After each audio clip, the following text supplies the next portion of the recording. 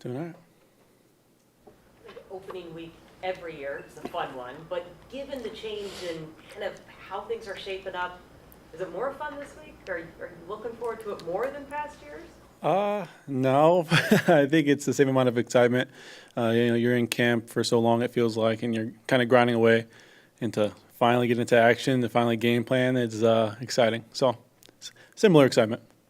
Does this year feel any different for you? You came in last year, you're kind of that third safety. You might not know week to week what your role is going to be.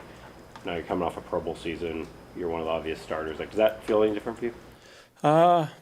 No, I would say it feels pretty similar. Going to last year, you remember I started that game week 1, and I don't know, I just have a similar confidence. Just kind of playing my game, my style, being me. Just try to be perfect as I can in practice, and just continue to be me. And so I think that translates no matter what kind of is going on externally with my role on this team. And so I think from a leadership perspective, though, I think it's a little heightened. I got to be, I think, more aware of, the feeling in my room. DB is talking to my corners, my nickels, other safeties, just making sure we're all in the same accord and we can go out there and win a game. Julian, what do you think the potential of this defense is, having experienced it a little through the preseason and training camp here? I think it's extremely high. That's the good thing. That's usually the harder part of developing a team is kind of having that high end potential. But potential doesn't mean anything unless you execute and you get it done. And I think we had the similar guys in the room last year, and I don't think we achieved much what we could have.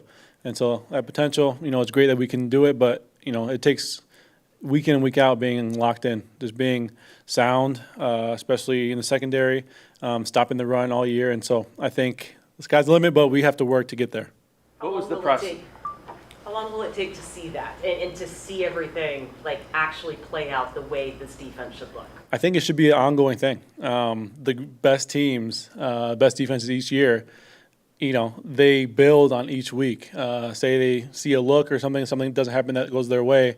It doesn't go their way one week. They improve on it. They correct it and they move forward. And so that's what we have to be. We have to be fluid and we have to be adaptable on defense, everybody. And I think that's how we can get to that top potential like I talked about. What was the process like for you in learning this defense compared to other defenses that you've learned?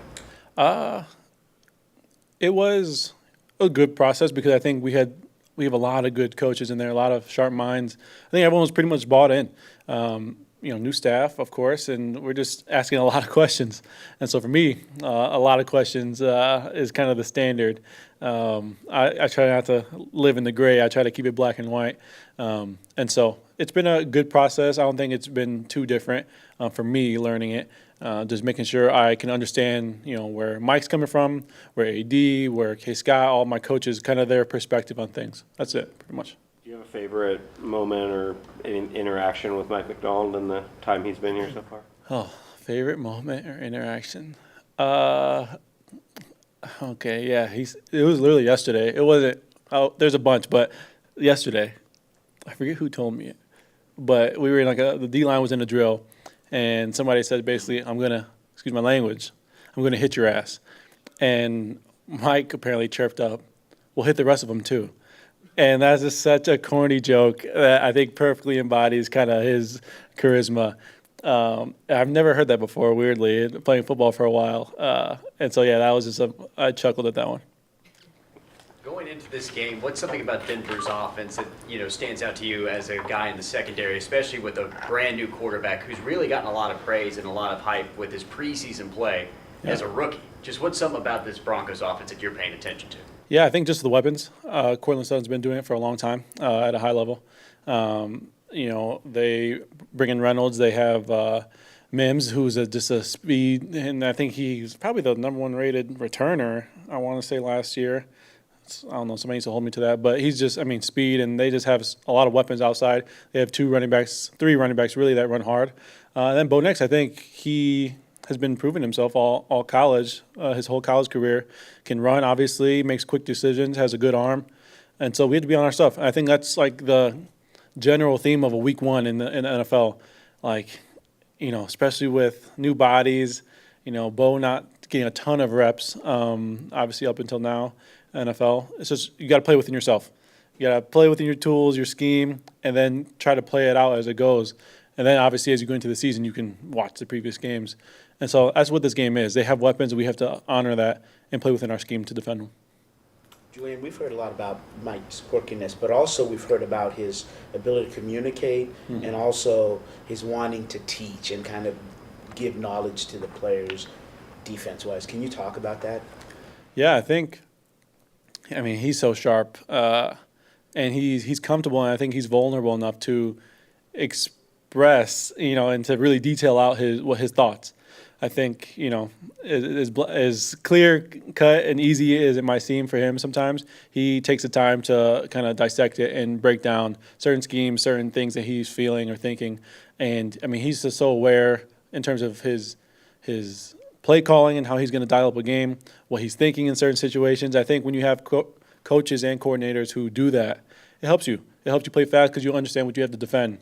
And for the offense, vice versa. So when he calls a play in the game Sunday, we can know what he's thinking and why he's calling it, so we can be just quicker. Based on what you saw last year, how good do you think Devon Witherspoon can be in year 2? I think Spoon, I mean, he's one of the best football, I think he's the embodiment of football.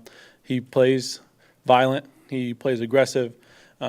He's accountable. He's always looking for growth. He can understand when he messes up. He's not passing blame ever. And he holds each other to a standard. I'm sure you guys have heard that. He's very outward about, holding our room accountable. And so I think the sky's the limit for him. I mean, he's just such a talented player. I'm a big fan of his. And yeah, we expect him to take a jump. We expect all of us to take a jump because we need to. Is that pretty rare for a guy that young? I mean, just entering his second year to kind of be that guy? It is rare. I mean, he had the confidence and the kind of the charisma as a rookie. And I was seeing it all camp. I think he was down all camp last year. Then as soon as he got back, just our defense had a new spark to it. And so this year, I mean, I know he's really been dialed into his detail to get, that next step up. And yeah, Spoon's he's a beast. Are you curious to see how your offense looks, having gone against it also? Yeah, I would say so. You see it. They can really dial it up. We know the weapons we have. But I'm excited just to be on the sideline and watch them go to work. Geno's been having a great year, I thought, a great camp. And our receivers, I mean, they're just ballers. We see them, obviously every day. K9, I mean, just a slept-on running back, I feel like, still in the league. And so I'm excited. I'm going to be, standing up and watching them go to work more than I should probably. All right, thank you. Yeah, appreciate you.